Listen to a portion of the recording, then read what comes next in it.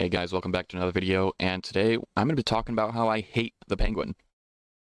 And when I mean I hate the Penguin, I hate the character, not the show. The show is amazing, by the way. Yeah, that's a little clickbaity, I know, but I really don't care. I mean, if you guys don't really get the joke, then oh well. But firstly, let's talk about how I hate the Penguin as a character, and I'll go over how I enjoyed the show overall. I watched this with my brother. We're both very much in shock after we watched the show. We we did not see the ending. I expected it, to be honest, but I did not see it to be like so in utter pain from the ending. Just ugh, ugh. So what I hate about the Penguin, he's a fucking asshole. Where do I start? I mean, that's basically, I could sum it up right there and be done, but I want to go into more detail. You know, they bring up this kid, and this is gonna be a spoiler, by the way. The kid, one of the main characters, the kid, and you know, throughout the whole show, we see him grow as a character. And at the end, he serves no purpose to the Penguin at all. Like, he's done. He's useless to the Penguin in his own eyes. So he's basically fucking chokes him out. He chokes him out, going and saying like, "Hey, yeah, you were useful then, but you're a liability to me now. So gotta scuff you out." It's just like, damn, really, really.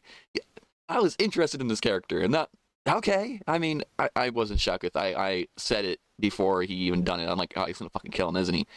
And I was proven right. I don't know how that shows on my character, to be honest. You know, at first you kind of like the Penguin. You're like, okay, he's a likable character. He's keeping this kid alive. He's showing him the ropes of, you know, underground Gotham.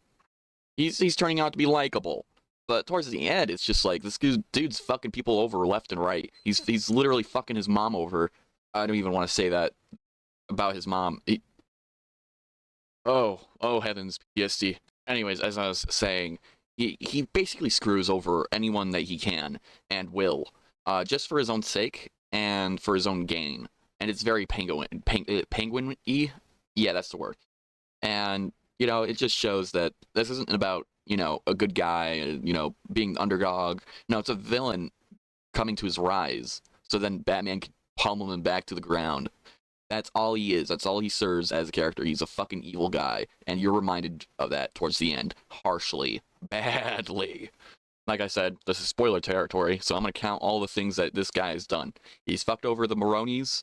How many times? Like, I'd say like 3 to 5 times. He fucks over the other family. I can't remember the name off the top of my head. He goes ahead and kills his own family members. His two brothers, just so then he could get more attention from his dear old mommy. And by the way, it is heavily suggested that he has some weird desire for his mom's attention, like it's some sexual stuff. I don't want to say that because it's just disgusting, but there's some sexual innuendos between him and his mom, and it's just like, huh. And you know, he just like fucks anyone over. I can't even count the many times that he just goes ahead and does something like writing a dude to get into the rich people's club so then he could run for mayor. Yeah, Penguin is mayor. Oh boy, what is he? Now, the kid, as well, is like one of the main characters. He has his own almost episode of his own, just showing who he is. But he grew up in Gotham. His parents ended up dying after the Riddler went ahead and blew up a whole bunch of shit in Gotham from the Batman movie. And that really ties into this TV show, which I'm like glad that they did, because then it shows the stakes and the impact that the movie had on this show. So it's very interesting to see how that is and how it created characters like the kid into being kind of into the criminal world. Well, or at least tried to until they get scuffed. You know, you want to feel bad, but at the same time, you know that he could have left when he could. He had the choice to leave with his girlfriend out of Gotham, but he didn't. He chose to be with Penguin out of all the fucking people because, you know, why the fuck not? And, you know, that's his choice. And at the end, I can't really feel all too sad when he dies. All you can do is just be like, well, that's unfortunate. Anyways, on to the next thing. And it's just, it is what it is. Next up on the character butcher list is Sophia Falcone. She's an interesting character. She's very much used within the TV show as well. She has her own little episode of her own, which I enjoy a lot. And we get to see how the daughter of the big Falcone is put into asylum after finding out that her little daddy had went ahead and killed her mommy. And once he had found out that she knew that, he went ahead and put her in a fucking asylum because why the hell not? And we see how the Arkham Asylum is not very a well put together place for people. It does not very much help people. It very much is, yes, you have issues, we'll make them worse. Yeah, wonderful. Fuck. Another character that we get to see in Arkham Asylum that I wanted to note, which was funny, was Magpie. She gets introduced while we get to see how Sophia Falcone's stay at Arkham Asylum is, and she's kind of like a friend of hers, if you can even consider it that. And she, in the comics, is another Batman villain rogues gallery character, and she's able to make items and copy them and make them go boom boom. And she doesn't even get to be her character in that sense. Like, she's just a throwaway character, and I understand it at the same time. And she's never really used her powers in the show. She's just a throwaway character that Sophia Falcone went ahead and killed because she got so fucking annoying, which I agree. I understand that completely. But yeah, it was just another fictional character that had like meta-human abilities, didn't even get to be used in a show. Kind of shows that they're going more realistic than the sci-fi fiction-esque kind of route that the comics had went, which is fine, but you know, it's just kind of like, I'd like to see Mr. Freeze at his full potential, or Killer Croc, or Bane, but you know, it is what it is. I just wanted to point that out for people to understand that this is not going to be a comic adaptation in that sense.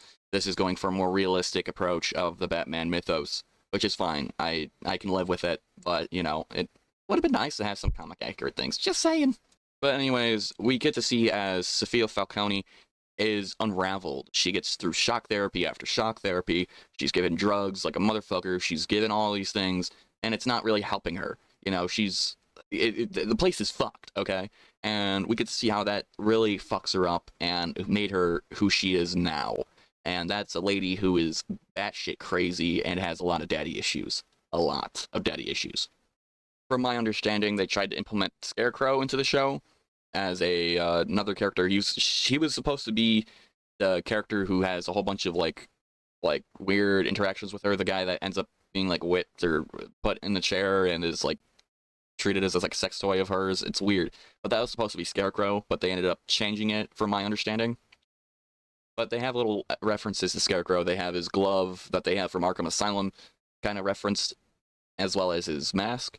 So I thought that was interesting. It would have been really interesting to see Scarecrow implemented as a character within the Penguin. He would have fit very well, in my opinion, but I can understand him not being the character who he was, because I just don't see him being a very submissive character to Sophia Falcone going, yes, step on me, mommy. No, thank you. But in the end, the Penguin ends up screwing up most of these people's lives, and if not killing them. He, actually, there's a reference to Clayface. The lady that ends up dressing up as his mother at the end and dancing with him and giving him all that praise, she shares the same last name as Clayface in the comics. Sorry, I am speaking horrendously. But yeah, she shares the last name as Clayface from the comics. And, you know, she plays as different roles for people that she, you know, ends up working for that night. So it kind of fits as like a Clayface character. So that I see that, and I like it. I mean, it's not good, you know, get help, but, you know, definitely if you're trying to get with Penguin, get help. Ugh. But in the end, Penguin gets what he wants. He ends up being the top dog of the underworld. He's selling those drugs and whatnot, but he can't stop. He wants more. He wants more. He's now the king of the underground, and, you know, he's higher than the families that he had once worked for as their cabbie drivers, or, you know, drivers in general. He now wants to be fucking mayor. Because why not? And yeah, that's where they leave it off, and it's quite interesting. I really like the show. There is some stuff that I wish they had implemented more. I do agree that they should have shown a little bit of Batman. You know, he was lacking in some scenes, like when they had that big explosion, it's like, where's Batman? But I understand that, you know, you can't be everywhere all at once, you know? It just would have been nice to see him, like shown briefly at the scene, going like, this is interesting, and keeping a note of it, and then walking away from it. You know, not like at least helping a few people, but, you know, it would have been interesting at least referencing the Batman. But they didn't. There's no reference at all, and I respect it for what it is, and it's an awesome show. I highly recommend it. But yeah, thank you guys for watching. I hope you guys have a wonderful day. Hope you guys have a better day than me, and I'll catch you all in the next video. Bye bye.